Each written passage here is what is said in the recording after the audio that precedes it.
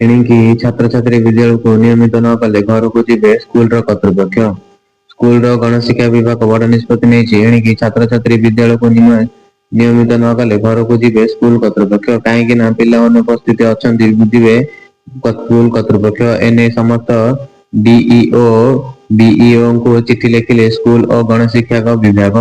ସୂଚନାଯୋଗ୍ୟ ଯେ ଗତ କିଛି ମାସ ତଳେ ରାଜ୍ୟରେ ଡ୍ରପ୍ ଆଉଟ୍ ପିଲାଙ୍କ ସଂଖ୍ୟା ବଢୁଥିବା ନେଇ ଏକ ଚିନ୍ତାଜନକ ରିପୋର୍ଟ ସାମ୍ନାକୁ ଆସିଥିଲା।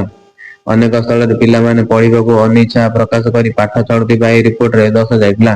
ଏହି ସମସ୍ୟାର ସମାଧାନ ପାଇଁ ଗଣଶିକ୍ଷା ବିଭାଗ ପକ୍ଷରୁ ସମସ୍ତ ଜିଲ୍ଲା ଶିକ୍ଷାଧିକାରୀ ଏବଂ ବ୍ଲକ ଶିକ୍ଷାଧିକାରୀଙ୍କୁ ବିଧିବଦ୍ଧ ଭାବରେ ଚିଠି ଲେଖି ନିର୍ଦ୍ଦେଶନା ଦିଆଯାଇଛି। ସରକାର ଏହି ପ୍ରୟାସ ଦ୍ୱାରା ଶିକ୍ଷକ ଓ ଅଭିଭାବକ ମଧ୍ୟରେ ସମ୍ମାନୀୟ ରକ୍ଷା ହେବ। ଛାତ୍ରଛାତ୍ରୀଙ୍କ ସମସ୍ୟାକୁ ଶିକ୍ଷକମାନେ ନିକଟରୁ ବୁଝିପାରିବେ। ରାଜ୍ୟରେ ଶିକ୍ଷା ହାର ବଢାଇବା ଏବଂ ପ୍ରତ୍ୟେକ ଶିଶୁକୁ ଶିକ୍ଷାର ଅଧିକାର ପ୍ରଦାନ କରିବା ଲକ୍ଷ୍ୟରେ ସରକାର ଏଭଳି ବଡ଼ ନିଷ୍ପତ୍ତି ନେଇଛନ୍ତି।